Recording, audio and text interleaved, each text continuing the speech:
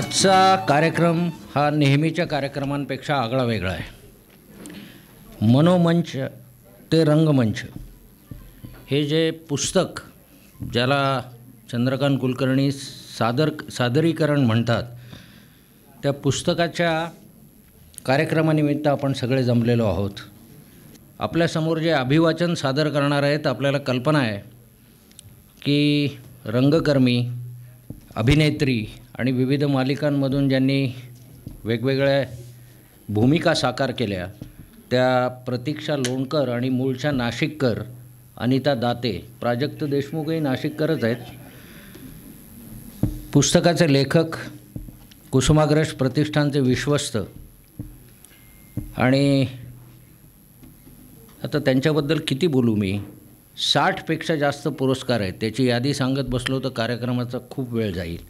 त्याच्यामुळे म्हणजे व्यावसायिक रंगभूमी असो की प्रायोगिक रंगभूमी असो, एकाच व्यासपीठावर दोन्ही त्याचे दिग्दर्शनाचे पुरस्कार मिळवणारे माझ्या माहितीप्रमाणे सध्याच्या काळात महाराष्ट्रातले ते एकमेव विख्यात असे दिग्दर्शक आहेत चंद्रकांत कुलकर्णी. त्यांची मुलाखत घेणार आहेत प्रतिष्ठानचे माजी विश्वस्त, आणि आपल्याला सर्वांना कल्पना आहेच की तेही एक रंगकर्मी आहेत, ते लोकेश शेवडे. त्यानंतर आजच्या आगळ्या वेगळ्या कार्यक्रमाच्या सूत्रसंचालिका ज्योती आंबेकर. या पूर्वी दूरदर्शनमध्ये अनेक वर्ष आपण त्यांना ऐकलं आहे, पाहिलं आहे. त्या आता कायमच्या नाशिकला वास्तव्याला आलेल्या आहेत. त्यांचे पती अजय आंबेकर पण या ठिकाणी उपस्थित आहेत. या सर्वांचं मी सुरुवातीलाच मनपूर्वक स्वागत करतो. एक गोष्ट या निमित्ताने सांगावीशी वाटते, म्हणजे व्यासपीठावर जे काही आता सादरीकरण होणार आहे त्याचे सर्व कलाकार बाजूला बसलेले आहेत, पण त्यांना एक विनंती आहे माझी कुसुमाग्रज प्रतिष्ठानच्या वतीने की या स्मारकामध्ये आम्ही काही वेगळे प्रयोग करण्याचं आम्ही मनात योजलेलं आहे. त्याच्यामध्ये तुमचं सहकार्य आम्हाला हवं आहे. ते म्हणजे असं आहे की मराठी रंगभूमी, मराठी मालिकांची चित्रभूमी आणि चित्रपट याच्या बरेचसे शूटिंग्ज वगैरे नाशिकला होत असतात. मराठी नाटकांच्या निमित्ताने अनेक मराठीतले चांगले कलाकार नाशिकच्या कालिदासमध्ये असेल किंवा अन्य थिएटर्समध्ये असेल प्रयोग सादर करायला येतात, तेव्हा एक मुक्काम तरी त्यांचा नाशिकला असतो. त्या कलाकारांनी या वास्तूमध्ये कुसुमाग्रज स्मारकामध्ये त्या 2 दिवसामधला 1-1.5 तास जरी वेळ काढला तर नाशिकचे वेगवेगळ्या महाविद्यालयातले तरुण मुलं मुली, त्यांच्या बऱ्याचशा अभिनेत्री आणि अभिनेते रोल मॉडेल्स आहेत, त्यांच्याशी गप्पा मारण्याचा योग त्यांना येऊ शकेल. त्याचं आयोजन कुसुमाग्रज प्रतिष्ठान या वर्षात करणार आहे. त्याच्यात मी महत्त्वाची जबाबदारी चंद्रकांत कुलकर्णींना सोपवतो, कारण त्यांनी जर एक फोन केला तर कोणी नाही म्हणेल अशी शक्यता नाही. त्याप्रमाणे नाशिकला जे येणारे कलाकार असतील त्यांना या प्रांगणामध्ये या वर्षभरात त्यांनी पाठवावं. त्यांचे कार्यक्रम आम्ही आयोजित करू.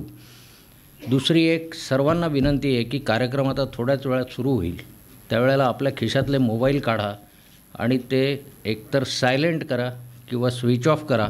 याचं कारण या कार्यक्रमामध्ये व्यत्यय अजिबात नको आहे. मी अधिक वेळ घेणार नाही. फक्त या रंगकर्मींचं आमच्या प्रतिष्ठानचे सल्लागार श्री विलास लोणारी यांनी कुसुमाग्रजांचं पुस्तक देऊन स्वागत करावं अशी मी विनंती करतो. सर्वप्रथम चंद्रकांत कुलकर्णी.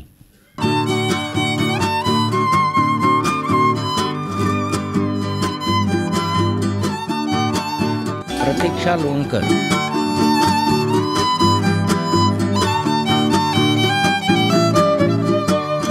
अनिता दाते,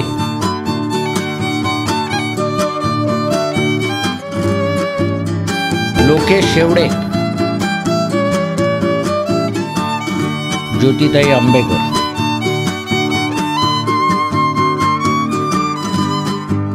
प्राजक्त देशमुख.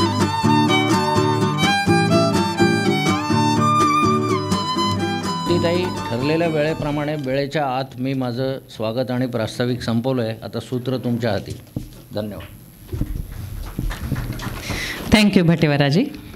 चंद्रकांत कुलकर्णी सादर करीत आहे या अलीकडेच प्रकाशित झालेल्या आणि केवळ नाट्य नव्हे तर साहित्यिक आणि सांस्कृतिक जगतामध्ये चांगल्या अर्थानं गाजत असलेल्या पुस्तकाच्या स्वागतासाठी आपण जमलेल्या सर्व मान्यवरांचं कुसुमाग्रज प्रतिष्ठानच्या वतीनं मी ज्योती आंबेकर मनापासून स्वागत करते. या पुस्तकाच्या बाबतीमध्ये विवाह सोहळ्याच्या भाषेत सांगायचं झालं तर गेल्या सप्टेंबरमध्ये पुण्यात लग्न झालं, म्हणजे प्रकाशन झालं. गेल्या नोव्हेंबरमध्ये मुंबईत रिसेप्शन झालं आणि आज नाशिकमध्ये स्वागत सोहळा होतोय. हे म्हणजे आपल्या नाट्य व्यवसायाला साजेसा असंच आहे. म्हणजे शुभारंभाचा प्रयोग पुण्यात, मग मुंबईला प्रयोग आणि मग कधीतरी जमलं तर मग नाशिकला. पण नाशिकपूर्वी छत्रपती संभाजीनगरला अर्थात औरंगाबादलाही पुस्तकाचं दणक्यात रिसेप्शन झाले. तो अर्थातच माहेरी झालेला स्वागत समारंभ होता. नाशिक हे चंद्रकांत कुलकर्णी यांचं दुसरं माहेर आहे असं समजायला हरकत नाही, कारण ते आपल्या कुसुमाग्रज प्रतिष्ठानचे विश्वस्तही आहेत.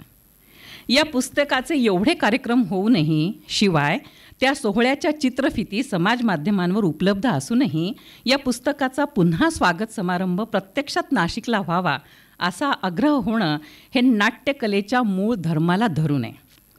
सध्या प्रयोग होत असलेली अनेक नाटकं यूट्यूबवर पाहायला मिळतात, पण प्रत्यक्ष प्रयोग पाहायला, अनुभवायला असूसलेले असतो आपण, कारण नाटक प्रत्यक्ष घडताना बघणं हीच खरी गंमत असते. या अनुभवाचे साक्षीदार होण्यासाठी आपण सर्व नाट्यप्रेमी आणि साहित्यप्रेमी इथं एवढ्या मोठ्या संख्येनं जमलायत, त्याबद्दल तुम्हा सगळ्यांचं अभिनंदन करते आणि स्वागत करते. मनोमंच ते रंगमंच असं आजच्या सोहळ्याचं अतिशय सार्थ असं नाव आहे. विजय तेंडुलकरांच्या भाषेत सांगायचं झालं तर नाटक अगोदर लेखकाच्या मनोमंचावरती सादर होतं, घडतं. दिग्दर्शक ते रंगमंचावर आणतो. दिग्दर्शक चंद्रकांत कुलकर्णी यांच्या नाट्यप्रवासात त्यांच्या मनोमंचावर टिपल्या गेलेल्या अनुभवांचं संचित, त्यातले काही लोलक रंगमंचावर आज सादर होणार आहे. एरवीच्या प्रकाशन समारंभातल्या औपचारिक गोष्टी जसं की स्वागतगीत, दीपप्रज्वलन, पुष्पगुच्छ, पुस्तकाचं अनावरण, प्रास्ताविक, अध्यक्षीय भाषण वगैरे वगैरे त्यांना थोडंसं बाजूला सारून चंदू सरांच्या नाट्यप्रयोगासारखं बांधेसूद, गोळीबंद, आटोपशीर पण आशयसंपन्न असं आजच्या कार्यक्रमाचं स्वरूप असणार आहे. कुसुमाग्रज प्रतिष्ठान आणि राजहंस प्रकाशनच्या वतीनं 22 सप्टेंबर 2024 रोजी या पुस्तकाचं प्रकाशन पुण्यात झालं. मराठी नाटक समूहातर्फे मुंबईत या पुस्तकाचं स्वागत 21 नोव्हेंबर रोजी मनोमंच ते रंगमंच या कार्यक्रमात या पुस्तकाच्या निमित्तानं पुस्तकावरील विवेचन क्षितिज पटवर्धन आणि दीपक करंजीकर यांनी केलं. पुस्तकातील लेखांचं अभिवाचन प्रतीक्षा लोणकर, चंद्रकांत कुलकर्णी यांनी केलं. तो रोहिणी हट्टंगडी, वंदना गुप्ते, नीना कुलकर्णी, सुमित राघवन आणि प्रशांत दामले यांनी मुंबईत त्याचं प्रकाशन केलं. तेव्हापासून नाशिककरांनी मुंबईसारखा असा कार्यक्रम नाशिकमध्ये कधी करूया अशी विचारणा केली होती आणि आज नाशिकमध्ये हा कार्यक्रम होत आहे. जोरदार टाळ्यांच्या गजरात आपण या कलावंतांचं स्वागत करूया. आणि आता सर्वप्रथम मी मंचावर आमंत्रित करणार आहे आपल्या सगळ्यांची लाडकी अनिता दाते हिला. तिच्याविषयी थोडंसं. अनिता दाते यांची ओळख करून द्यायची म्हणजे प्रशांत दळवी सध्या कोणतं नाटक लिहित आहेत हे चंद्रकांत कुलकर्णी यांना सांगण्यासारखं आहे.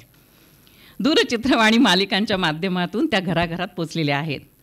आपण इथं नाटकावर जास्त प्रेम करणारी सगळी मंडळी जमलेलो आहोत. त्यामुळे अनिता दातेंच्या नाटकाविषयी थोडं सांगते. त्यांनी नाटकाचं रीतसर प्रशिक्षण पुणे विद्यापीठाच्या ललित कला केंद्रात घेतलं आहे. त्यांनी अनेक प्रायोगिक नाटकात भूमिका केलेल्या आहेत.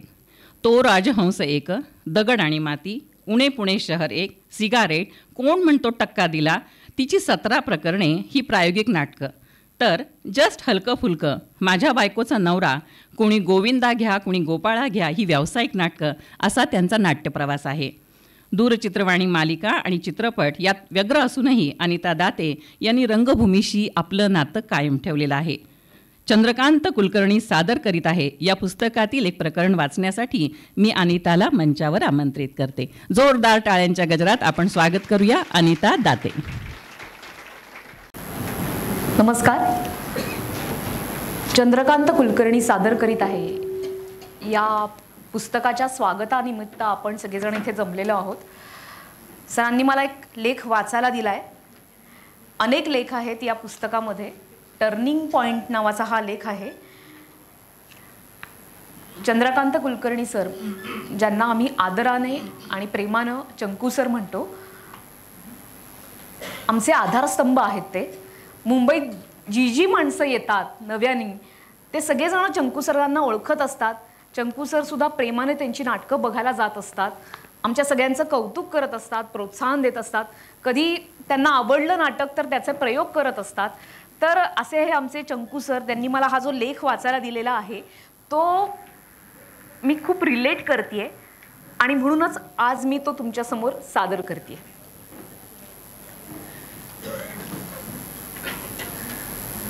Turning point. एव्हाना औरंगाबादमध्ये धडपडणारी मुलं ही अवस्था आम्ही ओलांडली होती. इतर नाट्यसंस्थांमधले सिनियर्सही आता जिगीषात येऊन वेगवेगळ्या नाटकांमध्ये भूमिका करायला आनंदानं तयार होत होते. शहरातही इतर संस्थांमधल्या भिंती पडत चालल्या होत्या. एक खुलं सकारात्मक वातावरण तयार होत होतं. आमच्या प्रत्येक नाटकाबद्दल वर्तमानपत्रात छापून येत होतं. दरम्यान स्त्री या एकांकिकेला स्त्रीमुक्ती संघटनेनं आग्रहाचं निमंत्रण देऊन त्यांच्या पश्चिम महाराष्ट्राच्या स्त्रीमुक्ती यात्रेत सामील करून घेतलं होतं आणि मिरजेला 15,000 प्रेक्षकांसमोर अविस्मरणीय प्रयोग सादर करण्याची संधीही मिळाली होती. मुलगी झाली हो आणि स्त्री या एकाच वेळी जन्माला आलेल्या 2 नाटकांमध्ये एक भगिनी भाव निर्माण झाला होता. मदर्स हाऊसला राज्यनाट्य स्पर्धेच्या अंतिम फेरीत पारितोषिकही मिळून झालं होतं. जिगीषातले सगळेच एका मैत्रीच्या सहवासाच्या घट्ट नात्याने कुटुंबासारखे जोडले गेले होते. एक आवर्तन पूर्ण झालं होतं. अशी सुरळीत दैनंदिनी सुरू असताना अचानक एके दिवशी प्रशांत म्हणाला, चल जरा कॉलेजकडे चक्कर मारूया. खरं तर आता तिथे काहीच काम नव्हतं. कॉलेज पासआउट करून आम्हाला 2 वर्ष झाली होती. थोड्याच वेळात माझ्या घरी ग्रुपमधली मंडळी भेटणारच होती. आम्ही कॉलेजच्या परिसरात गेलो. मी मोपेड थांबवली. मनात एकच विचार, त्याला नेमकं काय सांगायचंय, काय म्हणायचंय. आणि प्रशांतनं एक विचार बोलून दाखवला. नाट्य क्षेत्रात पूर्ण वेळ काम करायचं ठरवून आपण सगळ्यांनी मुंबईला स्थलांतर केलं तर. आपण गेली काही वर्ष इथं अत्यंत मन लावून जीव झोकून पद्धतशीरपणानं हेच काम केलंय. पण याच वळणावर जर आपण स्थिरावलो, इथेच थांबलो तर मग मात्र पुढच्या सगळ्या शक्यता आजमावण्याचा विचार नंतर कधीच होणार नाही. पदवी, नोकरी, पगार, स्थैर्य, कौटुंबिक जबाबदारी याच चक्रात आपण फिरत राहणार. दिवसभराची नोकरी वेगळीच आणि नंतर फक्त छंद आवड म्हणून नाटक करत राहणार. हळूहळू साचले पण येत जाईल. आणि मग अरे तेव्हाच आम्ही मुंबई पुण्याला गेलो असतो ना तर खूप वेगळं काही करून दाखवलं असतं, असे किस्से आपण ऐकवत राहणार. हे सगळं मी ऐकत होतो. काय बोलावं ते मात्र सुचत नव्हतं. विचार अगदी बरोबर आहे, पण मला घरच्या परिस्थितीमुळे जमेल असं वाटत नाही. हीच माझी त्यावेळची तात्काळ प्रतिक्रिया होती, जी स्वाभाविकही होती. असा वेगळा विचार प्रशांतच्या मनात येण्यामागे एक मोठी पार्श्वभूमी होती. महाराष्ट्राच्या कानाकोपऱ्यात दर्जेदार काम करणारे अनेक जाणकार रंगकर्मी त्यांच्या उमेदीच्या काळात योग्य वेळी स्थलांतर करू शकले नव्हते आणि म्हणून त्यांचं रंगकार्यही सर्वदूर पोचू शकलेलं नव्हतं. खरं तर नाट्यक्षेत्रात स्थलांतर करण्याची अशी अपरिहार्यता केवळ नाटककारालाच नसते. कारण तो जिथं राहतो तिथं राहूनही तो त्याला सुचलेलं, दिसलेलं, योजलेलं सगळं निर्माण करू शकतो. पण नट, दिग्दर्शक, तंत्रज्ञ यांना मात्र स्वतःला आजमावण्यासाठी एकदा मोठ्या प्रवाहात झोकून द्यावं लागतंच. हे पटत होतं पण प्रॅक्टिकल वाटत नव्हतं. शिवाय वैयक्तिकरित्या कोणी असा निर्णय घेऊ पाहणं हे शक्य होऊ शकतं, पण इथे तर विचार आला होता की आपण सगळेच मुंबईला जाऊ. मुंबई ही महाराष्ट्राची आर्थिक राजधानी, आमच्यासाठी मात्र ती सांस्कृतिक राजधानी. सांस्कृतिक क्षेत्रात पूर्ण वेळ काम करण्याची संधी मिळण्याचं सामर्थ्य आणि शक्यता असलेलं शहर. इथे सकाळी 11च्या प्रयोगालाही प्रेक्षक शिवाजी मंदिरला हाऊसफुल गर्दी करतात आणि प्रायोगिक नाटकासाठी मोठमोठी मंडळी आवर्जून छबिलदासचा जिना चढतात. राष्ट्रीय पातळीवरचे नाट्यप्रयोग, चित्रकला प्रदर्शनं, आंतरराष्ट्रीय चित्रपट महोत्सव, महाविद्यालयीन एकांकिका स्पर्धा, व्यावसायिक रंगभूमी, प्रायोगिक रंगभूमीवर सातत्याने काम करणाऱ्या अनेक संस्थांची प्रचंड मोठी ऊर्जा असलेलं हे महानगर. म्हणून तर दिल्लीच्या नॅशनल स्कूल ऑफ ड्रामाच्या प्रशिक्षित रंगकर्मी असो किंवा पुण्याचा FTIचा चित्रकर्मी, पूर्ण वेळ काम करण्यासाठी त्याला इथं मुंबईत मुख्य प्रवाहात येऊन हातपाय मारावेच लागतात. आपल्याला मनापासून आवडणारं काम हेच आपलं प्रोफेशन व्हावं यासाठी ही धडपड असते. संघर्ष ते संधी या प्रवासातला हा अत्यंत निर्णायक महत्त्वाचा टप्पा. स्थलांतराचा हा अवघड निर्णय घेण्याची वेळ आली तेव्हा आम्ही सगळे 25च्या मागे पुढे होतो. स्थैर्य मिळण्याच्या अचूक टप्प्यात होतो. थोडं जरी कुठेही अडखळलो असतो तर एका चाकोरीत भोवऱ्यात नक्कीच अडकणार होतो. आता सगळ्यांसमोर प्रशांतनं हा विचार मांडला आणि सगळेच गप्प झाले. काही दिवस नाटकातल्या विरामासारखे अत्यंत शांततेत गेले. हळूहळू मात्र सगळेजण याबाबत सकारात्मक विचार करू लागले. या निर्णयामागे मुळात कुठलंही ग्लॅमर, पैसा, प्रसिद्धी अशा खोट्या कल्पना नव्हत्या. तकलादू प्रलोभनं नव्हती. तर मर्यादित काळाचा अवधी प्रत्येकानं स्वतःला द्यायचा, काम मिळवण्याचा प्रयत्न करायचा, पुढे या क्षेत्रात खरंच काही होत नाही असं दिसलं तर परत यायचं, असा प्रामाणिक विचार त्यामागे होता. ग्रुपमध्ये काही जण पदवीधर होते, कोणी होऊ घातले होते, काहींना नुकत्याच नोकऱ्याही लागल्या होत्या. मुख्य म्हणजे हे सगळं 1987 ते 1990 या काळातलं बोलतोय, जेव्हा खाजगी वाहिन्या आल्याच नव्हत्या. कला क्षेत्रात पूर्ण वेळ करिअर करण्यासाठीचे आजच्यासारखे मुबलक पर्याय उपलब्ध नव्हते. सिनेमा हा तर तेव्हा दूरचाच पर्याय वाटत होता. फक्त नाटकच समोर दिसत होतं. मुख्य म्हणजे हे करताना आमच्यापैकी कुणाचीही औरंगाबादमध्ये भक्कम स्थावर जंगम मालमत्ता नव्हती. सगळेच मध्यम वर्गातले. प्रत्येकाकडे उत्तम शैक्षणिक गुणवत्ता मात्र होती. मुंबईत कुणाची ठोस ओळखही नव्हती, ना कुणाच्या शिफारशीची चिठ्ठी. लगेच काम मिळेल याची खात्रीही नव्हती. एकत्रच जाऊ, प्रयत्न करू, नाही जमलं तर बॅग उचलून परत येऊ. पण नंतर आयुष्यात असं केलं असतं तर अशी खंत हळहळ पुढे वाटायला नको म्हणून हे सगळं चाललं होतं. सगळ्यांनी मिळून जाऊ असं वाटण्यामागे मैत्रीची भावना होतीच, पण पुढे संघर्षाच्या प्रवासात, सुखदुःखात, यशापयशात एकमेकांना मानसिक आधार असावा असंही वाटत होतं. आशा निराशेच्या वेळी एकमेकांशी झालेला संवादच तुम्हाला उभारी देऊ शकतो हे नक्की माहिती होतं. म्हणूनच त्यावेळी जिगीषानं केलेलं हे सामूहिक स्थलांतर पुढे सांस्कृतिक क्षेत्रातल्या अनेकांसाठी दिलासा देणारं, प्रेरणा देणारं ठरलं असे अनेकांनी वेळोवेळी सांगितलं. आणि अशा अवघड निर्णयाच्या प्रसंगी सगळ्यात समजूतदार, अनपेक्षित भूमिका घेतली ती आम्हा सर्वांच्या पालकांनी, मध्यमवर्गीय स्तरातल्या आमच्या आईवडिलांनी. तुम्ही हे करून पहा, काही हरकत नाही असं म्हटल्यावर मात्र आम्ही थक्कच झालो. बहुधा गेल्या काही वर्षांची निष्ठा, शिस्त, धडपड त्यांना दिसत होती, म्हणून ते या निर्णयाला परवानगी देऊ पाहत होते. पालकांचा पाठिंबा हा आम्ही आजवर तिथे केलेल्या कामाला मिळालेला सर्वोत्तम पुरस्कार होता. त्याचवेळी माझ्या घरात वैयक्तिक आयुष्यात वेगवेगळ्या घटना घडत होत्या.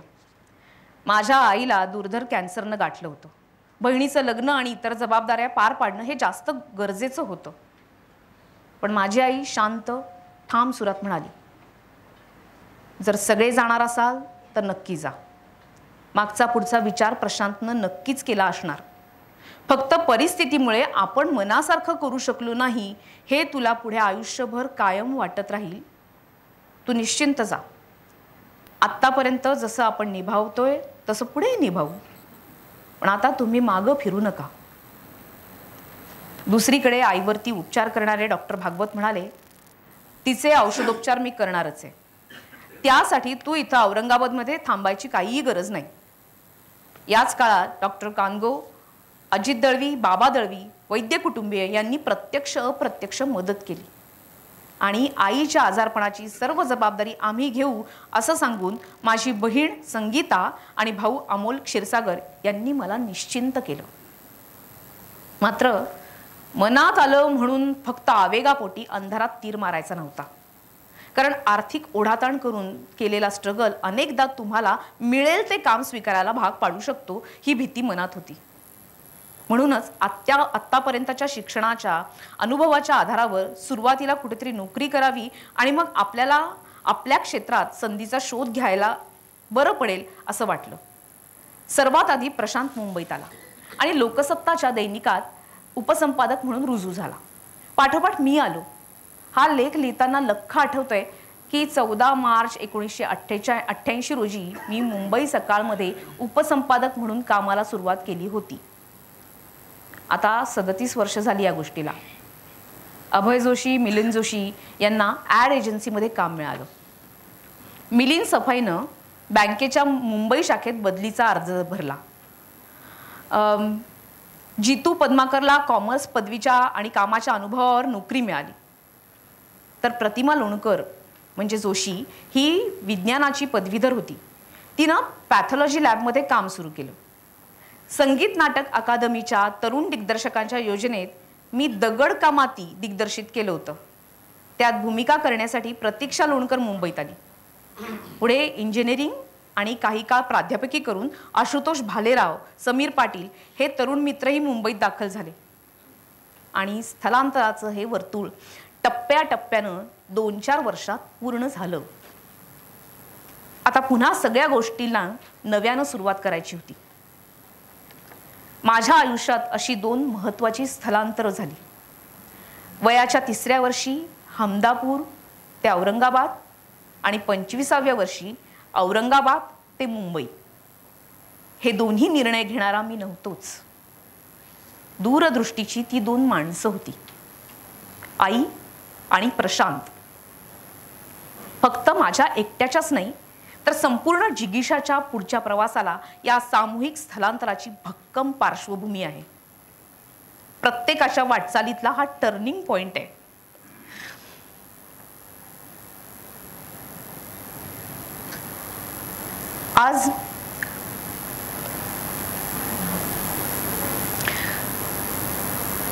आज मागे वळून बघताना नेहमी वाटत राहतं, असं वळण आयुष्यात आलंच नसतं तर. थँक्यू अनिता. मराठी, हिंदी नाटक, चित्रपट आणि दूरचित्रवाणी वाहिन्या या तिन्ही माध्यमांमध्ये सातत्यानं गेली 40 वर्ष अभिनय करणाऱ्या प्रतीक्षा लोणकर यांनी विविध भूमिकांद्वारे स्वतःचं वेगळं स्थान निर्माण केले. 45 वर्षांपूर्वी 10वीत मेरिट यादीमध्ये येऊनही प्रतीक्षानं कला शाखा निवडून नाट्यशास्त्राची पदवी मिळवली. प्रायोगिक आणि व्यावसायिक नाटकं, प्रायोगिक आणि व्यावसायिक हिंदी तसंच मराठी चित्रपट, दूरचित्रवाणी वाहिन्यांवरच्या रंजक मालिका आणि अनेक आशयघन लघुपट असा प्रतीक्षा यांच्या कारकिर्दीचा पट आहे. भेट, बिनधास्त हे मराठीतले तर इक्बाल, डोर हे हिंदीतले त्यांचे गाजलेले चित्रपट. नुक्कड, दामिनी यासारख्या सर्वपरिचित हिंदी मराठी मालिकांमध्ये त्यांची प्रमुख भूमिका होती. अलीकडेच प्रक्षेपित झालेल्या छत्रपती संभाजी महाराजांवरील मालिकेत त्यांची जिजाऊ माँसाहेबांची भूमिका लक्षवेधी ठरली. लग्न, येळकोट, 4 चौघी, पत्त्यांचा बंगला या नाटकातील त्यांच्या सर्वस्वी वेगळ्या भूमिका त्यांच्या अभिनयाचा विस्तृत पल्ला दाखवून देतात. प्रतीक्षा लोणकर यांना मी चंद्रकांत कुलकर्णी सादर करीत आहे या पुस्तकातील एक प्रकरण वाचण्यासाठी आमंत्रित करते. जोरदार टाळ्यांच्या गजरात आपण प्रतीक्षा हिला मंचावर आमंत्रित करूया. प्रतीक्षा. नमस्कार. लेखाचं नाव आहे पोकळी. कॅलेंडरचं सप्टेंबर पान उलगडलं की दरवर्षी 10 सप्टेंबर या तारखेवर लक्ष जातंच आणि मग बराच वेळ मन तिथंच रेंगाळतं.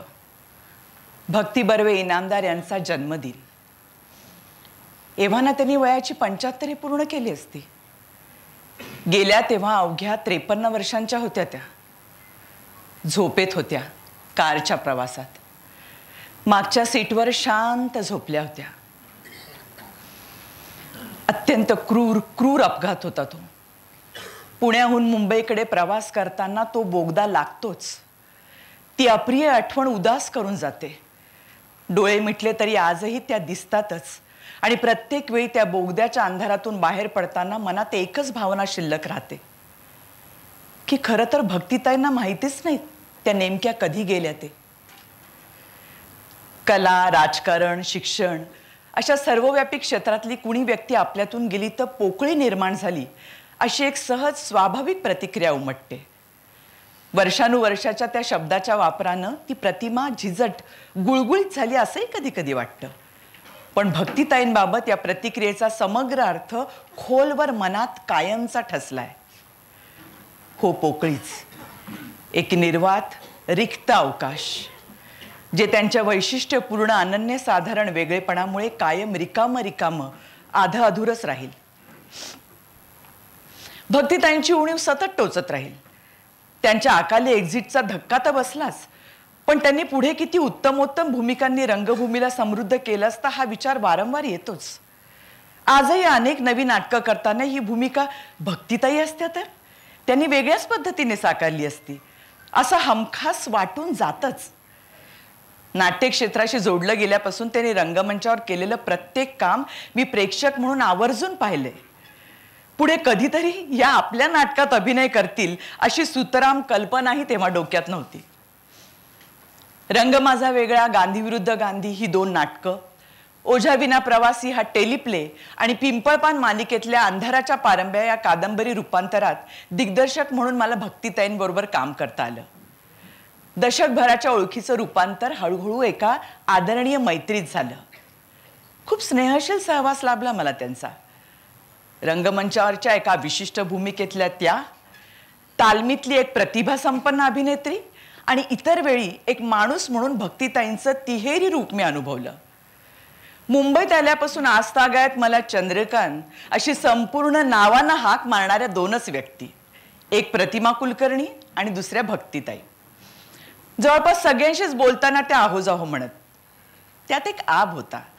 समोरच्याशी आदराने बोललं तर आपसुकच तोही त्याच अदबीने तुमच्याशी बोलतो असाही तो विचार असेल, किंवा पटकन कुणी सलगीने एकेरी संबोधनावर येऊ नये अशी धारणाही कदाचित असेल त्यामागे. मराठी रंगभूमीवर समृद्ध कसदार अभिनयाची मोठी परंपरा आहे. किंबहुना काही नाटकांची ओळखच त्या नाटकातल्या मुख्य भूमिका रंगवणाऱ्या अभिनेता आणि अभिनेत्रींमुळे निर्माण झाली आहे. प्रत्येकाची वैशिष्ट्य वेगळी, पद्धत वेगळी, सगळ्यांचा एक्स फॅक्टर निराळा. कुणाचा आवाज, कुणाचे व्यक्तिमत्व, कुणाची भाषा, कुणाचा लहेजा, कुणाची लवचिकता तर कुणाची तीव्रता. पण काही जणांची अनन्यसाधारण एकमेव अद्वितीय अशी शैली होती ज्यात अग्रक्रमाने भक्तिताईंचा आदरपूर्वक उल्लेख सातत्याने होतो. नाटक वाचल्यापासून त्या भूमिकेचे कंगोरे, तिच्या मानसिकतेचे धागेदोरे तपासण्याची त्यांची म्हणून एक पद्धत होती. फक्त संहिता वाचून त्या थांबत नसत, तर त्या व्यक्तिरेखेच्या अभ्यासाच्या निमित्तानं त्या व्यक्तिरेखेच्या नाटकातल्या व्यवसायानुसार वेगवेगळ्या तज्ज्ञांना जाऊन भेटत, संदर्भासाठी पुस्तकं वाचत, त्या भूमिकेसाठी विशिष्ट आवाज वापरता येऊ शकतो का यासाठी डॉक्टर अशोक रानडेंशी संपर्क साधत, त्यासाठी काही वेळा वेगळा रियाज करत, त्या पात्रांच्या विशेष लकबींसाठी निरीक्षण करीत असत. संवादांच्या पोटात शिरून आणि वाक्यांमधल्या विरामांमध्ये वेगळ्या जागा शोधण्यासाठी अविरत परिश्रम घेणं ही त्यांची शैली होती. लेखकाशी संवाद, दिग्दर्शकाच्या दृष्टिकोनाविषयी जागरूक होऊन त्याच्याशी सतत चर्चा करणं, वेशभूषा, केशभूषा, प्रॉपर्टी याही अंगांचा बारकाईने विचार करणं, नाटककाराने कल्पनेत उभी केलेली ती व्यक्तिरेखा, ती भूमिका जिवंत हाडामासाची कशी बनेल यासाठीचा विचार डोक्यात सुरू ठेवून नाना खटाटोपी करणं, असं झपाटले पण तालमी दरम्यान त्यांच्यात असे. त्या महिनाभराच्या कालावधीत तालमी व्यतिरिक्तही कधी घरी फोन करून भक्तिताई काय विचारतील याचा भरोसा नसे. भक्तिताईंनी पार्वती कुमारांकडून नृत्याचं प्रशिक्षण घेतलं होतं. पु ल देशपांडे, पंडित सत्यदेव दुबे, विजया मेहता ते थेट तरुण पिढीतल्या सगळ्या लेखक दिग्दर्शकांबरोबर प्रत्यक्ष कामं केली. अत्यंत उत्तम दर्जाचा अभिनय करणाऱ्या 101 सहकलावंतांचा सहवास त्यांना अनेक नाटकांमधून लाभला. अभिनेत्री म्हणून त्यांच्याजवळ सर्वात प्रभावी हत्यार, अस्त्र होतं त्यांचा आवाज. खरं तर प्रत्यक्षात शारीरिक चण थोडी ठेंगणेपणाकडे जाणारी, फार उंच या प्रकारात न मोडणारी. शिवाय रंगमंचावरच्या भव्य अवकाशात या उंचीमुळे एक मर्यादा निर्माण होण्याचाही धोका. पण या चाणाक्ष अभिनेत्रीने आपल्या आवाजाच्या हुकमतीने त्यावर मात केलीच, पण एक स्वतंत्र अशी शैली निर्माण केली. त्यांच्या रंगमंचावरील हालचालीला एक लय, एक ग्रेस होती, ज्यामुळे उंचीकडे कधी लक्षच जात नसते. किंबहुना भूमिका लार्जर दॅन लाईफ बनवण्याचं मॅजिक त्यांच्याजवळ होतं. हजारो प्रेक्षकांच्या कानात त्यांचा म्हणून असलेला एक विशिष्ट आवाज आजही सतत ऐकू येतो. त्यांनी केलेल्या भूमिकांच्या संहिता वाचतानाही तोच तुम्हाला ऐकू येतो. हीच तर त्यांची किमया. भक्तिताईंचा रंगमंचाचा वावर हा फक्त पाहत राहावा असा होता. त्यात एखाद्या सम्राज्ञीचा तोरा होता, सहजता होती, लवचिकता होती, एक रुबाब होता, दरारा होता. त्या भूमिकेतला त्यांचा संचार हा थरारक असायचा. एकदा त्यांची रंगमंचावर एंट्री झाली की काय बिशात की तुमची नजर इतर पात्रांवर, त्यांच्या हालचालींवर जाईल. एक प्रकारची ना खिळवून टाकण्याची, संमोहित करण्याची शक्ती त्यांच्या अभिनयात होती. त्यांना रंगमंचावरील हालचाली, कृती, व्हॉइस प्रोजेक्शन याविषयी अचूक अंदाज होता. अनुभवागणिक त्यांनी त्यावर प्रभुत्व मिळवलं होतं. फुलराणीतली मंजुळा, रातराणीतली ॲना, नागमंडल मधली म्हातारी, किमयागार मधली झपाटलेली शिक्षिका, डबल गेम मधली रहस्यपूर्ण ती, हजारो प्रयोग संख्या झालेल्या आई रिटायर होते मधली आई, या आणि अशा अनेक जिवंत व्यक्तिरेखा कायम आपल्या स्मरणात राहतील. अर्थात अखेरचा सवाल आणि अजब न्याय वर्तुळाचा हँडसअप अशी अनेक नाटकं न पाहू शकल्याची खंतही माझ्या मनात सतत राहीलच. रंग माझा वेगा नाटकाच्या वेळी आम्ही पहिल्यांदाच एकत्र काम केलं, पण त्यांचा खरा सहवास, ओळख किंवा मैत्री मी अनुभवली ती गांधी विरुद्ध गांधी करताना. मोठा रंजक किस्सा आहे तो. मी नाटकाचं वाचन, कास्टिंग अशी जुळवाजुळव करत होतो. अतुल कुलकर्णी, किशोर कदम यांची नावं एव्हाना पक्की ठरली होती. आणि एके दिवशी माझ्या घराचा फोन खणखणला. हॅलो, मी भक्ती बोलतीये. मी उडालोच. फोनवरचा पुढचा संवाद साधारण अशा धाटणीचा होता. चंद्रकांत, तुम्ही गांधी विरुद्ध गांधी नाटक करताय ना? हो भक्तिताई, मला ऐकायला आवडेल. जरूर जरूर, पण खरं सांगू, ते नाटक प्रामुख्याने ना गांधीजी आणि त्यांचा मोठा मुलगा हरिलाल यांच्या मानसिक संघर्षाचं आहे. बरं मग? मांडणीतही नाटककारानं दोघांच्या संघर्षावर भर दिलेला आहे. म्हणजे यातली कस्तुरबाची भूमिका ना तशी खूप मोठी नाहीये भक्तिताई. तुम्हाला कोणी सांगितलं मी भूमिकेची लांबी पाहून ती स्वीकारते? मोठा विराम. मला वाचून दाखवाल? असं का म्हणताय भक्तिताई? मी नक्की येतो. तुम्हाला नाटक वाचून दाखवून तुमची प्रतिक्रिया जाणून घ्यायला आवडेल मला. मग या, मी वाट पाहते.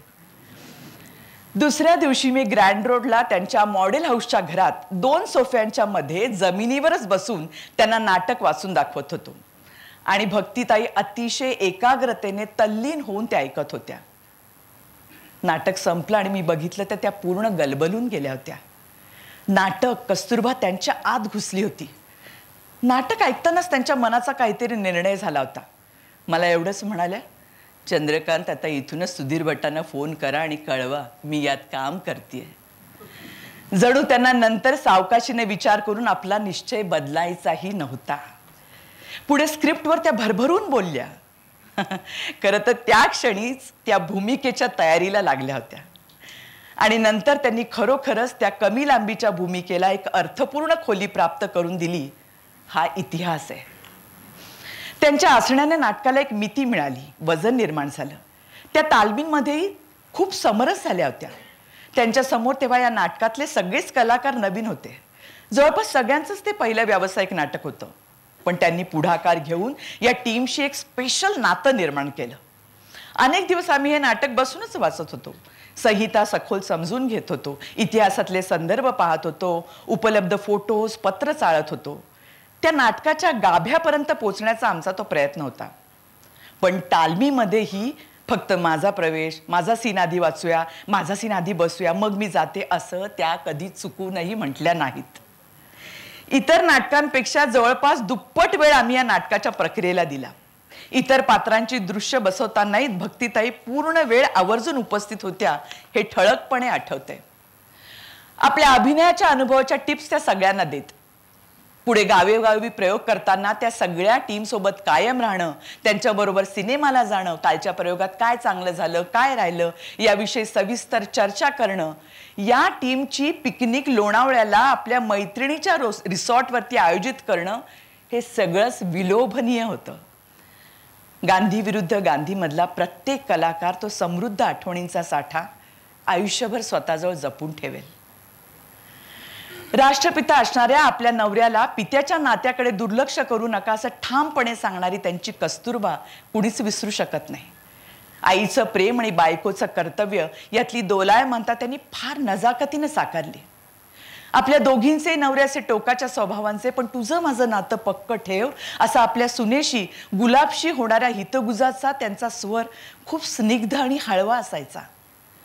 हरिलालला उद्देशून पत्राचं डिक्टेशन महादेवबाईंना देता देता अचानक तो समोर उभाच आहे असं वाटून तू का करतोस रे असं भक्तीताईंचा गदगदलेला उद्गार जेव्हा बाहेर पडे तेव्हा प्रेक्षक आणि रंगमंचावरचे सहकलाकार अक्षरशः गलबलून जात.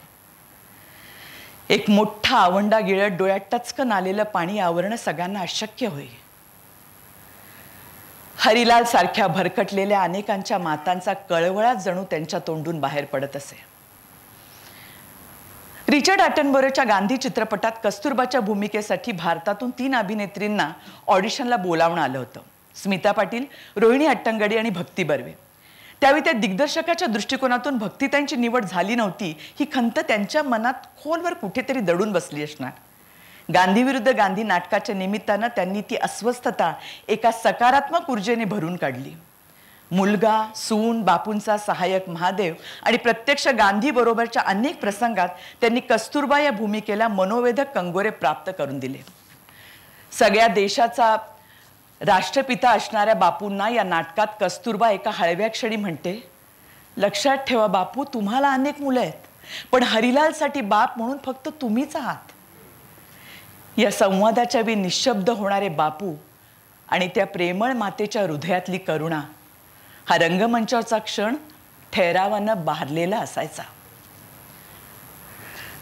भक्तिताई या क्षेत्रात अजून 20-25 वर्ष आपल्यात असत्या तर किती भूमिका अप्रतिमरित्या त्यांनी साकारल्या असत्या, किती सर्वोच्च पुरस्कारांच्या त्या धनी ठरल्या असत्या. ज्यांच्यासाठी लेखकाने नवनव्या भूमिका लिहाव्यात अशी अलौकिक प्रतिभा असणाऱ्या त्या थोर अभिनेत्री होत्या. कार, ट्रेन, विमानातून बराच प्रवास घडला भक्तिताईंबरोबर माझा. खूप गप्पा, गॉसिप, त्यांच्या खास तिरकस शैलीतल्या प्रश्नोत्तरातून झालेला संवाद सगळंच मोहक.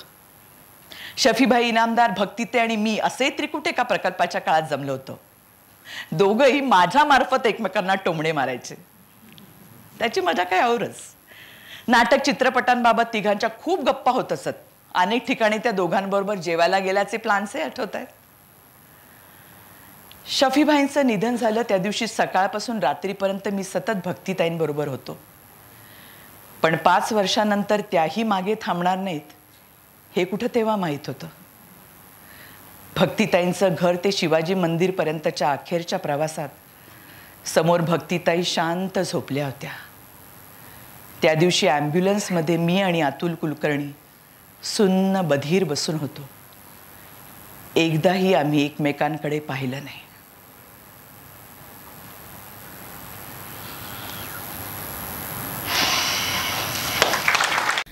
आता खुद्द चंद्रकांत कुलकर्णी आपल्यासमोर येणार आहेत.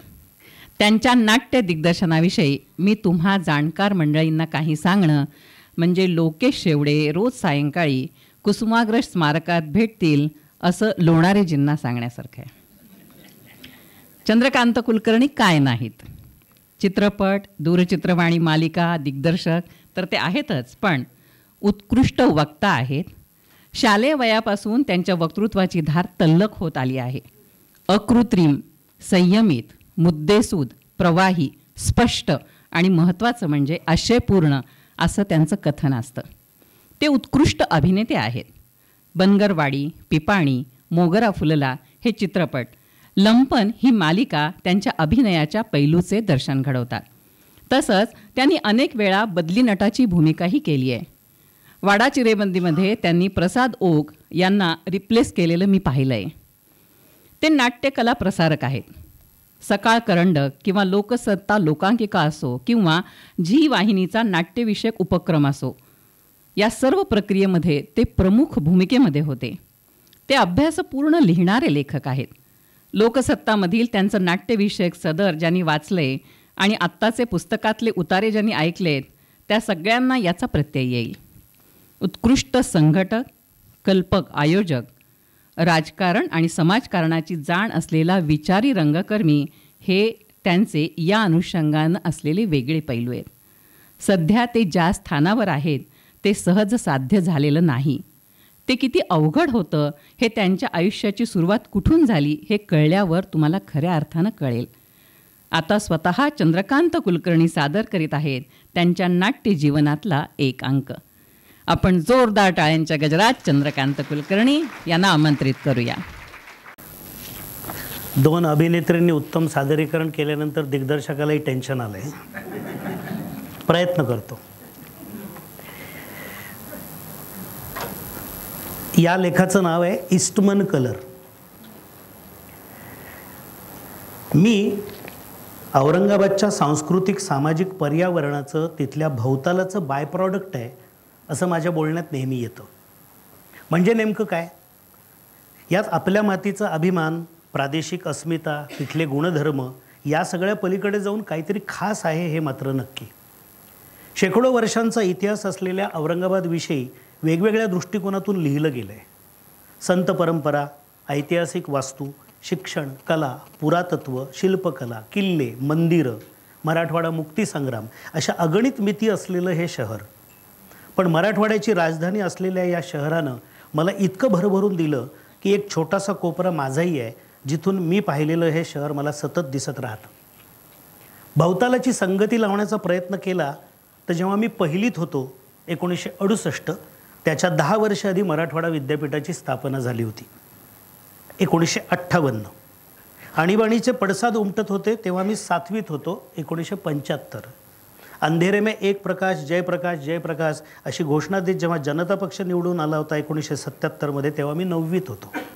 तर माझ्या 8वी ते 10वीला युक्रांची चळवळ, नामांतर आंदोलन, विद्यार्थ्यांचे मोर्चे, निदर्शनं, सामाजिक चळवळींचा जोर असा बॅकड्रॉप होता. 21 वर्ष मी या शहरात राहिलो. 1966 ते 1988 अंगुरीबाग, औरंगपुरा, नगरखाना गल्ली, उस्मानपुरा अशा विविध वस्त्यांमध्ये राहिलो. तिथल्या वैशिष्ट्यांसह वाढत राहिलो. आधी फक्त वयानं, नंतर शिक्षणानं आणि मग कदाचित बुद्धीनं. अत्यंत प्रतिकूल परिस्थितीतलं ते जगणं होतं. पण गरिबी, हलाखी या सगळ्याचं भावनिक भांडवल मला कधीही करावंसं वाटत नाही. कारण असं जगणारा मी काही एकटा जगावेगळा नव्हतो. जगण्याच्या विविध स्तरावर संघर्ष करणारे लाखो लोक माझ्या अवतीभोवती दिसत होते आणि आहेत. पण बालपणात जडणघडणीच्या काळामध्ये तुमच्या भोवतीची विशिष्ट परिस्थिती असते, त्यामुळेच तुम्ही आज तसे असता. त्या मुशीत तुम्ही हळूहळू घडता किंवा बिघडताही. इथल्या गल्ली संस्कृतीत न राहता मी जर कॉलनी कल्चरमध्ये राहिलो असतो, उच्च उत्पन्न गटातला असतो, दुसऱ्याच कुठल्या शाळा कॉलेजातमध्ये प्रवेश घेतला असता तर ज्यांनी मला घडवलं ते मित्र, शिक्षक कदाचित मला भेटलेच नसते आणि मी आज आहे तसा नक्कीच नसतो. वयाच्या 3ऱ्या वर्षी हमदापूर नावाच्या गावातून जिल्हा परभणी, तालुका पाथरी ते औरंगाबाद असं माझं पहिलं स्थलांतर झालं. खेड्यातल्या कोरडवाहू अनिश्चित शेतीमध्ये जर आपलंच काही नीट होऊ शकत नाही तर पुढे मुलाबाळांचं कसं होणार या प्रश्नाचं उत्तर म्हणून माझ्या आईनं हमदापूर ते औरंगाबाद असं संपूर्ण कुटुंबाचं 1966 स्थलांतर केलं. आणि मुख्य म्हणजे तेव्हा ती फक्त स्वतः 20-21 वर्षांची होती. आता वाटतं तेव्हा काय असेल नेमकं तिच्या मनात, कसं ठरवलं असेल हे तिनं. पण लगेच उत्तरही मिळतं की हेच तर आपल्या ग्रामीण भागातल्या स्त्रीचं उपजत शहाणपण. आई, वडील, एक काका आणि 3 वर्षाचं मी औरंगाबादमध्ये आलो आणि मोठे उत्तमराव काका मात्र शेती करण्यासाठी हमदापूरमध्येच राहिले. अगदीच कोरी पाटी, खरं तर फुटकी पाटी घेऊन माझं जगण्याचं शिक्षण सुरू केलं ते आईनं. जणू तिने जगाकडे कसं पाहायचं हेच शिकवलं. प्रचंड पॉझिटिव्हिटी आणि दुर्दम्य आशावाद होता आईजवळ. माणसं जोडण्याची तिची म्हणून एक जादू होती. प्रचंड मोठा गोतावळा तिनं जमवला आणि टिकवला. 3-4 वर्षांच्या मला हाताला धरून ती गरागरा पायी औरंगाबाद फिरवायची. तिला चांगल्या वाटणाऱ्या माणसांच्या सहवासात नेऊन मला सतत शहाणपण देण्याचा प्रयत्न करायची. वडिलांच्या नोकरीसाठीही आई प्रयत्न करत होती. समोर येणाऱ्या कष्टांना तिनं अत्यंत खुबीनं हाताळलं. अशक्य हा शब्दच तिला ठाऊक नव्हता. प्रचंड ऊर्जा, आत्मविश्वास. तिच्या कष्टांचा प्रवास आता नुसतं आठवलं तरी दमायला होतं. 8x10च्या इलेक्ट्रिसिटीही नसणाऱ्या अंधाऱ्या खोल्यांमध्ये मी राहायचो. पण कधीही तिने मनात निराशेचा अंधार पेरला नाही. उलट आपल्यासारख्या इतर नातेवाईकांना, मित्रांना सतत तिनं मदतच केली. एक प्रकारची चुंबकीय शक्ती होती तिच्या व्यक्तिमत्वात. म्हणूनच गरिबी असली तरीही गत आयुष्याचा सिनेमा मला कधी ब्लॅक अँड व्हाईट दिसत नाही. उलट छोट्या मोठ्या आनंदाच्या क्षणांनी तो ईस्टमन कलरच दिसतो. शाळेत गणित शिकलो तेव्हा लक्षात येत गेलं की सगळा घरखर्च आई उधारी उसणवारीवरच करते आहे, ऋण काढून सण साजरा करते. पण तेव्हाचा तो तिचा तुटीचा अर्थसंकल्प ही पुढच्या विकासासाठीची गुंतवणूक होती हे आता पक्क जाणवतं. त्या गरिबीतही माझ्या घरी मित्रांचा, नातेवाईकांचा राबता कधी थांबला नाही. दिवसभर स्टोववरचं चहाचं आधण कधी खाली उतरलं नाही आणि महालक्ष्म्यांच्या जेवणावळीत 16 भाज्या 16 चटण्यांचा नैवेद्य तिने कधी चुकवला नाही. तिचं बाहेरचं नाव होतं उषा आणि मला आजोळी सगळे चंद्रकांतचा शॉर्ट फॉर्म करून कांता या नावाने ओळखतात. म्हणूनच तिला ओळखणाऱ्या शेकडो जणांच्या तोंडी आजही माझी ओळख उशीचा कांता अशीच आहे. सन 1968 घरापासून जवळ असणाऱ्या नगरपालिकेच्या विनयन प्रायमरी स्कूलमध्ये बाळासाहेब काका मला घेऊन गेले प्रवेशासाठी. शिक्षकांना म्हणाले, घ्या याला दाखल करून शाळेत. शिक्षक म्हणाले, वय किती, जन्मदिनांक? काका म्हणाले, 15 ऑक्टोबर 1963. शिक्षक, 63? अहो, पहिलीत प्रवेश घेण्यासाठी 6 वर्ष पूर्ण पाहिजेत, हा फक्त 5च वर्षांचा आहे. काका म्हणाले, मग घ्या साल बदलून, करून टाका 63चं 62. शिक्षक म्हणाले, बरं बसवा त्याला वर्गात. अशी झाली माझी ॲडमिशन आणि त्या क्षणी मी कागदोपत्री 1 वर्षाने मोठाही झालो. बरं झालं मी आज शासकीय नोकरीत नाही, अन्यथा माझ्या 1 वर्षाच्या पगार ग्रॅच्युइटीवर गदा आली असती आणि मी वर्षभर आधीच रिटायर झालो असतो. प्राथमिक शाळेत मी आधी एकलकोंड होतो हे मला स्पष्ट आठवतं. माझ्या वागण्या जगण्यात मोठा बदल झाला तो वक्तृत्व स्पर्धेमुळे. शिक्षकांनीच लिहून दिलेलं एक छोटंसं भाषण करायला त्यांनी मला शाळेच्या विद्यार्थ्यांसमोर उभं केलं. तेव्हा माझी उंची इतकी कमी होती की मी मागच्या मुलांना नीट दिसतही नव्हतो. तेव्हा तत्परतेने शिक्षकांनी मला सरळ शेजारच्या टेबलवरच उभं केलं आणि म्हणाले, आता बोल. तेव्हा त्या टेबलवरून मला खाली दिसणारे सगळे आणि क्षणभर काय बोलू ही अंगावर चालून आलेली भीती ही बहुधा शेवटचीच. उलट याच क्षणाने मला विलक्षण असं सामर्थ्य दिलं, कारण इथून पुढे सगळे गंड हळूहळू गळत पडले. मी बोलका होत गेलो, आत्मविश्वास गवसत गेला. या वयात एक वेगळीच गंमत घडली. ती म्हणजे मी प्रचंड कीर्तनं ऐकत होतो. चातुर्मास आणि इतर उत्सवात सुपारी हनुमान मंदिर, नाथ मंदिर, रामेश्वर मंदिर, सावता मंदिर अशा अनेक ठिकाणी मी जायचो. 75% श्रोते वानप्रस्थाश्रमातले असताना मी तिथे कसं काय रमलो हे मला अजूनही एक कोडच आहे. पण नंतर आठवलं, आमच्या शेजारी राहणाऱ्या एका प्रभा मावशीबरोबर सुरुवातीला सोबत म्हणून मला आईने पाठवलं. त्यात जाता जाता मलाही प्रचंड रस निर्माण झाला आणि मग निजामपूरकर, सिन्नरकर, धोंगडे महाराज अशा अनेक कीर्तनकारांची आख्यानं मी गुंगून जाऊन ऐकली. रामायण महाभारतातल्या पौराणिक कथा, इतिहासातली चरित्र, अभंग, पोवाडे, भारुड, गवळणी. कीर्तनकाराच्या त्या रसपूर्ण पूर्वरंग आणि उत्तररंगात मी रंगून गेलो अक्षरशः. अभिनयाच्या या एकपात्री परिपूर्ण प्रयोगांनी मला जणू संमोहित केलं. भाषेच्या प्रभावीपणाचा अनुभव दिला. लय गतीच्या हिंदोळ्यावरचं ते प्रभावी सादरीकरण आजही माझ्या मनात आणि कानात इतकं दडून बसलं आहे की मग नाटक महानिर्वाण असो की हायवदन किंवा घाशीराम, ते समजून घेताना हेच कीर्तन मला अचूक उपयोगी पडतं. नाटकातली भाषा ओघवती असावी या माझ्या दिग्दर्शक म्हणून आग्रहामागेही हे बहुधा कीर्तनच आहे. गणेशोत्सवात औरंगाबादमध्ये मेळे सादर होत असत. हजारोंच्या गर्दीसमोर रात्र रात्र कलाकारांचे वेगवेगळे संच गुलमंडी, राजा बाजार, चौराहा आणि अनेक भागात प्रचंड ऊर्जेनं मेळ्यात सहभागी होत असत. फिल्मी गाण्यांच्या चालीवरची नृत्य, कोरसमधली अनेक गाणी, प्रत्येक मेळ्याची ओळख असलेली धून, हे सगळंच एकदम खास होतं. त्या काळाचा एक मेळा होता कलाकार, त्याची त्या काळात खास क्रेज होती. त्या मेळ्यातले बालकलाकार म्हणजे तेव्हाचे सेलिब्रिटीज जणू. ऑक्टोबर ते जानेवारी औरंगाबादचं सगळं आभाळ रंगीबेरंगी पतंगांनी फुललेलं असायचं आणि होळीला फक्त चेहरेच नाही तर शहरातल्या तमाम दुकानांच्या पाट्या आणि रस्तेही रंगून निघायचे. वॉर्निशनं रंगलेल्या अनोळखी चेहऱ्यांच्या तोंडून त्या दिवशी ऐकलेल्या खास औरंगाबादी शिव्यांची एकदा डिक्शनरी काढायलाच हवी. या सगळ्या रंगीबेरंगी जगण्यानंच मला नकळत रंगावकाशाची भाषा शिकवली असावी. मुंबईत जशा चाळी तशा औरंगाबादेमध्ये छोटे छोटे वाडे आणि गल्ल्या. नगारखाना गल्लीतल्या ज्या वाड्यात मी राहायचो तिथं सोनी, दागडिया, वर्मा अशी मारवाडी कुटुंब होती. माझ्या शाळेतले महामुनी सरही माझे शेजारी, पण त्यांचा प्रचंड धाक होता. या दरम्यान मिळेल ते मराठी हिंदी पुस्तक वाचण्याचा माझा सपाटा होता. आमच्या वाड्यातल्या सोनी भाभींना गुलशन नंदा आणि त्या धरतीच्या हिंदी कादंबऱ्या वाचायची प्रचंड आवड. त्या एका रात्रीत वाचून मी त्यांना परत द्यायचो. शिवाय ओळखीच्यांकडून मराठी कथा कादंबऱ्याही आणायचो. तेव्हा ही पुस्तकं, पाहिलेल्या शेकडो हिंदी चित्रपटातील संवाद हाच माझ्या माहितीचा स्रोत होता. यातूनच मराठी, हिंदी, उर्दू, मारवाडी, गुजराती अशा भाषा हळूहळू माझा शब्दसंग्रह वाढवत होत्या. 1973 ते 1978 ही 5वी ते 10वीची अत्यंत महत्त्वाची वर्ष मी गुजराती विद्या मंदिर या शाळेमध्ये होतो. नाटकाचे प्राथमिक धडे गिरवून घेतले ते अचलेरकर सरांनी, तर भाषणाची तयारी करून घेतली नामजोशीबाईंनी. टिळक, दीक्षित, मनोहर, चौधरी, भोपे या शिक्षिका आणि BS देशपांडे, बोरीकर, सौंदणकर अशा अनेक शिक्षकांचा मी आयुष्यभर ऋणी राहीन. काय होतं, माझे वडील याच शाळेत शिपाई म्हणून काम करत होते. त्यामुळे सुरुवातीला सगळ्यांचाच दृष्टिकोन माझ्याकडे सहानुभूतीचा होता. मला अभ्यासाकडे वळवण्याचा ते निकराचा प्रयत्न सगळ्यांनी केला, पण मी काही बदलो नाही. नातेवाईक, अवतीभोवतीचे आईच्या कानी कपाळी ओरडत राहिले, कशाला तू याला नाटकात काम करायची परवानगी देते. आईनं याकडे मात्र हुशारीने कानाडोळा केला. अर्थात मी नाट्यचित्रपट क्षेत्रात असल्याचा सर्वाधिक अभिमान माझ्या शाळेलाच आहे. या शाळेने माझं संगोपन केलं, कौतुक केलं, भरभरून प्रोत्साहन दिलं. जीवाभावाचे मित्र इथे भेटले. अभ्यास, खेळ, वक्तृत्व आणि नाटक असा तुडुंब भरलेला हा काळ होता. इथंच पहिल्यांदा उभा राहिलो मी रंगमंचावर. पृथ्वी गोल आहे, पांडव प्रताप, 17 रत्नांचा वग अशा काही नाटकांमध्ये राजेश्वर टाकळीकर, राजेंद्र मनमाडकर, रवींद्र अष्टुरे, नितीन वैद्य असे मित्र बरोबर होते. हे आजही स्वच्छ आठवतं. परीक्षेच्या हॉलपेक्षा रंगमंचावर हा जास्त खुलतो हे एव्हाना शाळेत लक्षात यायला लागलं होतं. आणि यातूनच एक किस्सा घडला.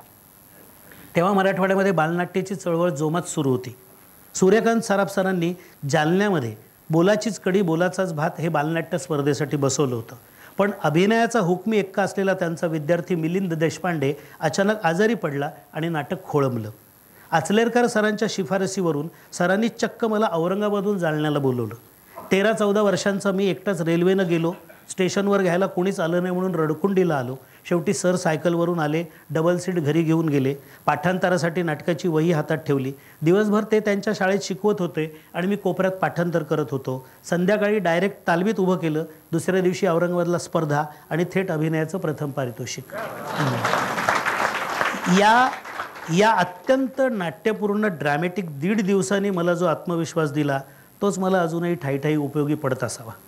एकीकडे शाळेत असं रमत होतो आणि दुसरीकडे घराच्या आर्थिक परिस्थितीला जमेल तसा हातभारही लावत होतो. दिवाळीत फटाक्यांच्या दुकानात काम करत होतो, कधी पेपरची लाईन टाकत होतो, तर कधी रस्त्यांवर उभं राहून कॅलेंडर, आकाशकंदील, पंचांगही विकत होतो. या पेपर लाईन टाकण्याचा किस्सा एक भारी आहे, रंजक आहे. माझा मामा सुरेश व्यापारी तेव्हा मराठवाडा विद्यापीठात MA करत होता आणि दिवसा आर्थिक कमाईसाठी सकाळी वर्तमानपत्रांची लाईन घरी घरी पोचवण्याचं काम करत होता. दुपारी काही अन्य कामं करून स्वतःच्या शिक्षणाची पुंजी तो जमवत होता.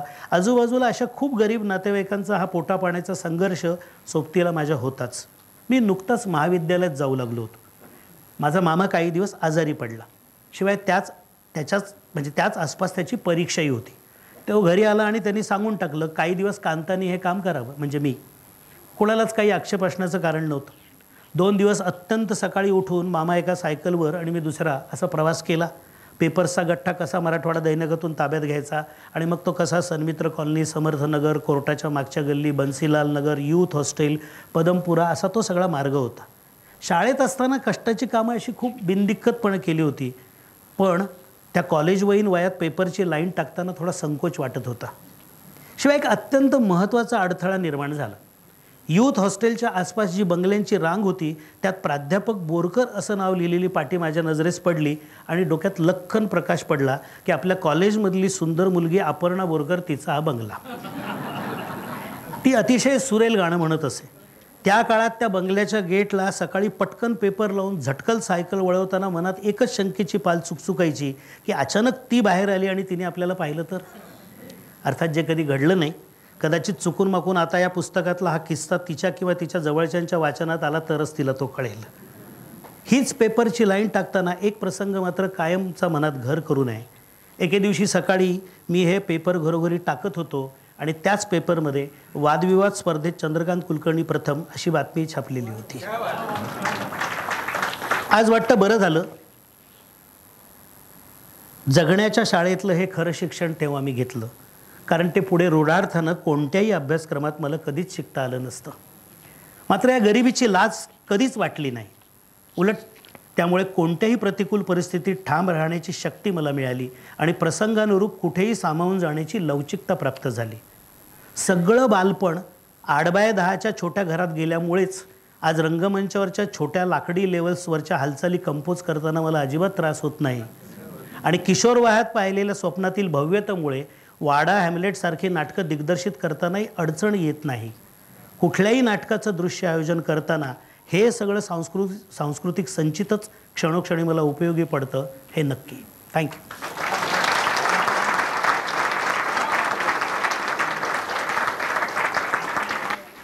सौर उपकरणांच्या क्षेत्रात काम करणारी देशमुख सोलार एनर्जी ही त्यांची कंपनी आहे. त्या कंपनीचं उत्पन्न हे बहुधा त्यांच्या आतबट्ट्याच्या नाट्यसंसाराला एनर्जी देत असावं. विठाईची रुखमाई आणि तुकारामाची आवली यांच्यातल्या गप्पांमधून स्त्री मनाचा वेध घेणारं देवबाभळी हे त्यांचं सर्वात गाजलेलं नाटक आहे. या नाटकाचे 500हून अधिक प्रयोग झालेत. या नाटकाला 44पेक्षा जास्त पुरस्कार मिळालेत. प्राजक्त हे स्वतः उत्तम अभिनेते आहेत, दिग्दर्शक आहेत, कवीही आहेत. विचार या त्यांच्या कविता वाचनाचा कार्यक्रमही गाजलेला आहे. गोदावरी आणि वेड या चित्रपटांसाठी त्यांनी संवाद लिहिलेले आहेत. मूळचे नाशिककर असलेले प्राजक्त देशमुख असे आपणा सर्वांचे आवडते प्राजक्त हे चंद्रकांत कुलकर्णी सादर करीत आहेत. या पुस्तकाविषयी आता आपल्याशी संवाद साधतील. प्राजक्त. जमलेल्या सर्व नाशिककरांचं आणि पुस्तक प्रकाशन आहे म्हणून वाचकांचं कुसुमाग्रज प्रतिष्ठानतर्फे मी सगळ्यात आधी स्वागत करतो. राजहंस प्रकाशित चंद्रकांत कुलकर्णी सादर करीत आहे या पुस्तक प्रकाशनासाठी आपण सगळे जमलेलो आहोत. हे पुस्तक म्हणजे चंद्रकांत कुलकर्णी यांचं आत्मचरित्र नाही, हे त्यांचं नाट्यचरित्र किंवा नाट्यप्रवास वर्णन आहे. नाटक करायचं म्हटलं की चेहरे लागतात आणि त्यांना पाहूनच प्रेक्षक येतो असा आपल्याकडे एक सर्वसाधारण रूढ जुना समज आहे. या समजाला काही थोडेफार अपवाद आहेत. त्या अपवादांमधील वर्तमानपत्रामधली एक ओळ, जी ओळ पुस्तकाचं शीर्षक आहे, चंद्रकांत कुलकर्णी सादर करीत आहे. सरांचं नाटक असलं की प्रेक्षक खुश असतात, कारण त्यांना नव अनुभूती आणि विचारांना चालना मिळणार असते. आमच्यासारखे रंगभूमीचे विद्यार्थी खुश असतात, कारण आमच्यासाठी तो एक मास्टर क्लास असतो. आणि समीक्षक खुश असतात, कारण की त्यांना एक सर्जनशील आवाहन असतं की ह्यावर प्रतिक्रिया द्यायची की मनन करायचं. विजय तेंडुलकर, पु ल देशपांडे, प्र ल मयेकर, वसंत कानेटकर, रत्नाकर मतकरी, श्याम मनोहर, अजित दळवी, प्रशांत दळवी, महेश एलकुंचवार, दिलीप प्रभावळकर अशा कित्येक दर्जेदार नाटककारांची दर्जेदार नाटकं सरांनी रंगमंचावर आणली. आपल्यापैकी कित्येकांनी ती पाहिलीही असतील. प्रातिनिधिक स्वरूपात नामोल्लेखच करायचा झाला तर डॉक्टर तुम्हीसुद्धा, चार चौघी, गिधाडे, प्रिय आईस, यळकोट, ध्यानीमणी, व्यक्ती आणि वल्ली, वाडा चिरेबंदी, त्रिनाट्यधारा, चूकभूल द्यावी घ्यावी, गांधी विरुद्ध गांधी, वाऱ्यावरची वरात, बटाट्याची चाळ, मौन राग, हॅमलेट वगैरे वगैरे वगैरे आणि वगैरे. फक्त नाटकांची नावं यासाठी घेतली कारण की नावं जरी ऐकली तरी आपल्या लक्षात येईल की विषयांचं वैविध्य आणि त्यांच्या मांडणीमधली कल्पकता. हे पुस्तक वाचताना मला सगळ्यात जास्त महत्त्वाचं काय वाटलं म्हणजे साहित्य म्हणून काय निवडायचं किंवा एखाद्या साहित्याचं कुठल्या साहित्यामध्ये नाटक दिसतं आहे आणि ते नाटक आपण करायला हवं. आणि मुळातच एखादं नाटक निवडतानाची प्रक्रिया, तालमीची प्रक्रिया, ह्या सगळ्या गोष्टी तर आहेच, त्या एका दिग्दर्शकाकडून, एक नाटकवाल्याकडून अपेक्षितच असतात. पण मला अजून एक महत्त्वाची गोष्ट त्यात जी वाटली ती म्हणजे दस्तऐवजीकरणाचं महत्त्व. म्हणजे औरंगाबादला जेव्हापासून त्यांनी संस्था सुरू केली आहे तेव्हापासूनच तिकिटापासून ते तेव्हाच्या कात्रणांपर्यंत, अगदी आत्ताच्या कात्रणांपर्यंत सगळ्यांची व्यवस्थित टिपणं त्यांच्याकडे आजही जपून ठेवलेली आहेत. ती तुम्हाला पुस्तकात व्यवस्थित पाहता येतील. हे मला का महत्त्वाचं वाटतं? कारण मुळातच एखादं काम हाती घेत असताना आपण काहीतरी काळाच्या कसोटीवर मापणारं असं काहीतरी करतो आहोत याचं भान सुरुवातीपासूनच ते असतं असं मला वाटतं. कारण दस्तऐवजीकरण होणार म्हणजे अस्सल झालं तर ठीकच आहे, पण जरा कम अस्सल झालं तर तेही जपलं जाईल आणि काळ त्याची नोंद घेईल. आणि म्हणूनच त्याचा सूरच असा महत्त्वाचा लागतो. काम करण्याची सुरुवात करतानाच त्याचा सूरच असा आपल्याकडूनच इतका महत्त्वाचा असा लागतो की त्याच्या दर्जात मग नंतर कसूर संभवतच नाही. हे नाटक करणारा म्हणून नाही, एरवीच आपल्या वागण्यात आणण्यासारखा हा गुण आहे असं मला वाटतं. आणि हे दस्तऐवजीकरण एखाद्या चंद्रकांत कुलकर्णी नावाच्या दिग्दर्शकाचं कारकिर्दीचं अशा ग्रंथरूपाने होत असतं तेव्हा ते दिग्दर्शकीय स्वगत आमच्या आणि येणाऱ्या पिढीला दिशादर्शक असं ठरणारं असतं. या समकालाला अचूक वेध घेऊन मराठी रंगभूमीला गेल्या 4 दशकांहून अधिक काळ ज्यांनी सशक्त नाटकं आणि मराठी रंगभूमीचा वैचारिक दबदबा दर्जासह वाढवत नेला त्या चंद्रकांत कुलकर्णी यांनी आज हा सगळा प्रवास पुस्तक रूपाने आपल्यापुढे सादर केला आहे. हे पुस्तक चंदू सर आणि त्यांच्या नाट्यनिर्मितीचा प्रवास उलगडणारं आहेच, शिवाय स्मरणरंजन टाळून त्याही पुढे जाऊन समाजाच्या अंतस्थ एक शहाणिवेचा झरा असतो यावर श्रद्धा ठेवून उद्याच्या रंगभूमीकडे अधिक आशेनं सजगपणे पाहायला शिकवणारासुद्धा आहे. म्हणजे आज सरांच्या नाटकांचा मागोवा जरी घेतला तर आपल्याला चंकू परंपरेची नाटकं किंवा अगदी ठामपणे म्हणता येईल की जिगीषा परंपरेतली नाटकं असं आपल्याला त्याला म्हणता येईल. नव्वदोत्तर काळ हा कमालीचा सामाजिक, राजकीय आणि आर्थिक संक्रमणाचा होता. याच्यामध्ये माणसं बदलली आणि म्हणूनच नाटकही बदललं. जाणीवा अपरिहार्यपणे बहुस्तरीय असं झालं. आणि अशा काळात नाटकं आणि निर्मितीच्या पद्धतीमध्येही परंपरेतून, साच्यातून बाहेर, या सगळ्या साच्यातून बाहेर पडल्या. आणि ह्या जेव्हा बाहेर पडल्या तो जो एक पूर्ण मोर्चा होता, हे सगळं बाहेर घेऊन जाणाऱ्यांचा जो मोर्चा होता, त्या मोर्चाच्या अग्रस्थानी होते चंद्रकांत कुलकर्णी आणि जिगीषा. म्हणजे त्यांनी त्या काळी जी परंपरा तोडून नवं काहीतरी सुरू केलं, जे आज आपण परंपरा म्हणून पुस्तक रूपाने अभ्यासतोय किंवा वाचणार आहोत. हे सगळं वाचत असताना मला सगळ्यात शेवटी विंदा करंदीकरांचंच परंपरा आणि नवता याच्याबद्दल जे त्यांनी लिहून ठेवलं आहे, जे मी वाचलं पण आहे आणि चंकू सरांच्या बोलण्यातूनही मला ते आठवलं होतं जेव्हा त्यांनीच मला एकदा सांगितलं होतं. आणि पुस्तकाच्या रूपाने नव्याने मला ते आठवलं की म्हणजे त्यांनी काय केलं, त्यांनी नवं सगळं घडवत आणलं. ते आपण पुस्तक रूपाने वाचणारच आहोत. त्याचीच आता एक परंपरा बनून गेलेला आहे. विंदा करंदीकर काय म्हणतात परंपरा आणि नवता या संदर्भाने, की परंपरा घडत असताना जिचा प्रत्यय येतो ती नवता. परंपरा घडत असताना जिचा प्रत्यय येतो ती नवता. आणि एकदा नवता आत्मसात झाल्यावर मागे जे उरते ती परंपरा.